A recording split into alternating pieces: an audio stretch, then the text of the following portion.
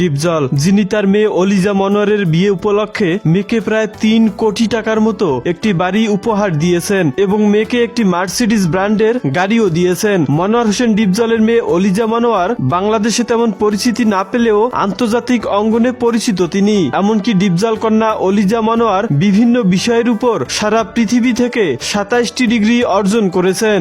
বাংলা চলচ্চিত্রে খল অভিনেতা মনোয়ার হোসেন ডিপজলের একমাত্র মেয়ে অলিজা মনোয়ার। লন্ডনে তিনি বিজনেস স্টাডিজ নিয়ে পড়াশোনাও করেছেন।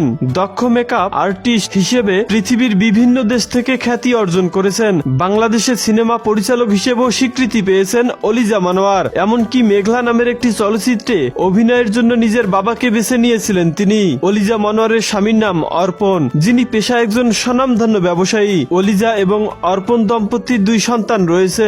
ডিপজলের স্ত্রীর নাম রোমানা মনোয়ার। বাংলা চলচ্চিত্রের সবচেয়ে শক্তিশালী এবং প্রভাবশালী অভিনেতা বলা হয়।